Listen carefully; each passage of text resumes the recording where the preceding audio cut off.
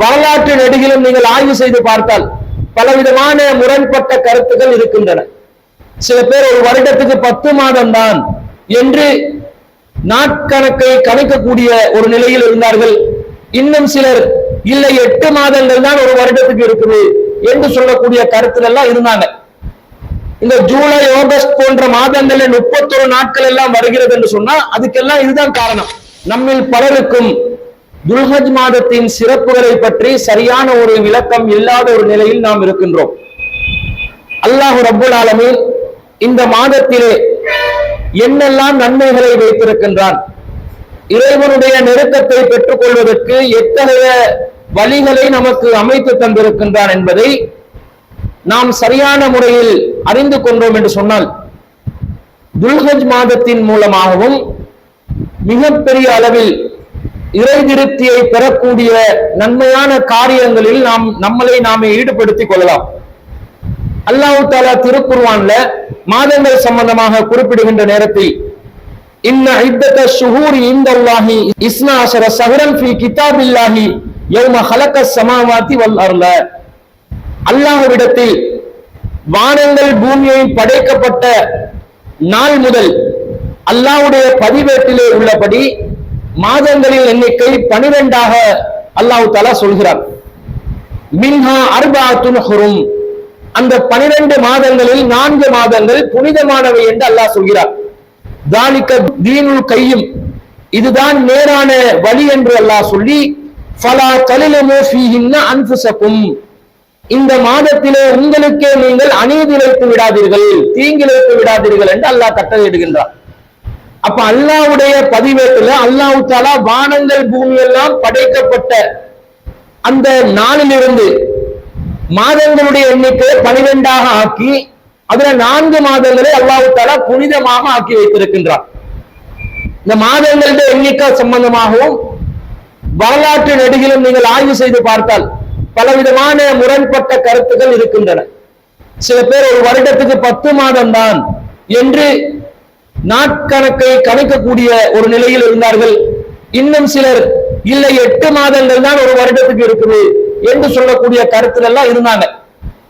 இந்த July August போன்ற மாதங்கள்ல 31 நாட்கள் எல்லாம் வருகிறது என்று சொன்னா அதுக்கெல்லாம் இதுதான் காரணம்.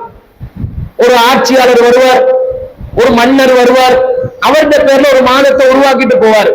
இப்படி எல்லாம் குளறுபடியான ஒரு சூழ்நிலையில இருந்ததனால மாதங்களுடைய எண்ணிக்கை சம்பந்தமாகவும் மனிதர்களுக்கு அறிவிப்பதற்காக வேண்டி அல்லாஹ் தஆலா திருக்குர்ஆன்ல இந்த உலகத்தை படைச்ச நாள்ல இருந்தே 12 மாதங்கள் தான், வருஷத்துக்கு 12 மாதங்கள் என்பதுதான் எண்ணிக்கை என்று அல்லாஹ் குறிப்பிடுகிறார். ஆனா அல்லாஹ் இங்க என்ன சொல்லி தர்றான், ஆன்மீக ரீதியாக அந்த 12 மாதங்கள்ல 4 மாதங்கள் புனிதமானவைகளாக இருக்கின்றன என்று அல்லாஹ் சொல்கிறார்.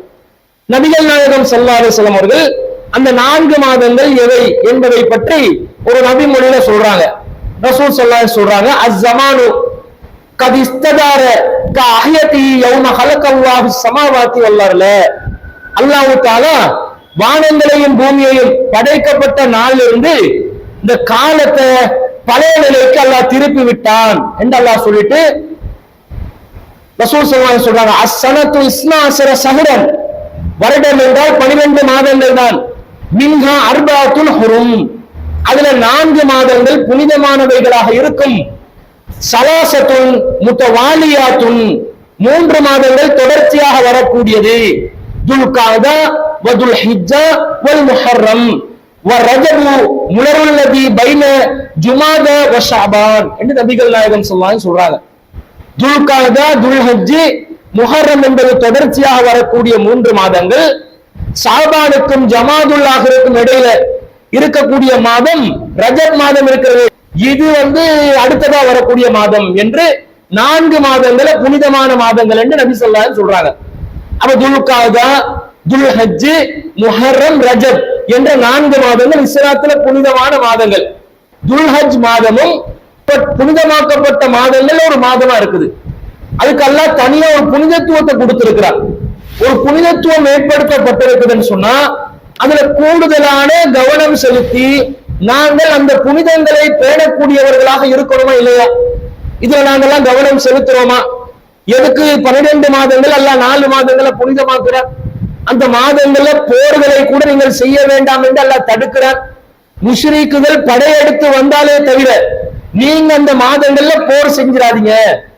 அந்த காலத்துல எந்தெந்த மாதங்கள்ல எந்தெந்த நேரத்துல யார் யார் போர் செய்வாங்கன்றலாம் விதிமுறை இருக்கவில்லை. ஆனால் முஸ்லிம்களுக்கு அல்லாஹ் தஆலா என்ன கட்டளையாக்குறான்?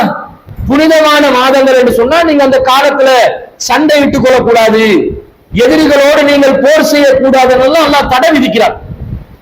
ஆனா உங்களை அழிக்கிறதுக்காக வேண்டி ஒரு குழு தானாக முன் வந்தாங்கன்னு சொன்னா தற்பாதுகாப்புக்காக வேண்டி நீங்க போர் செய்யறது குற்றம் இல்லைன்னு இஸ்லாமிய அரசாங்கத்துக்கு கீழே, இஸ்லாமிய ஆட்சிக்கு கீழே இருக்கக்கூடியவர்களுக்கு அல்லாஹ் ஒரு வழியை காட்டுறார். அப்ப போர் செய்வதற்கு தடை, கூடுதலான ஒரு கவனத்தை அல்லாஹ் தஆலா அந்த மாதத்துல ஏற்படுத்துறான். எதற்காக வேண்டி? அந்த மாதத்துல ஏதோ ஒரு சிறப்பம்சம் இருக்குது ஆன்மீக ரீதியாக. அல்லாஹ் தஆலா இந்த நாட்கள் எல்லாம் சாதாரண நாட்கள் போலதான் கடக்கும். ஆனா அதுல அல்லாஹ் தஆலா ஒரு முக்கியத்துவத்தை வச்சிருக்கிறத நாங்க பார்க்கிறோம்.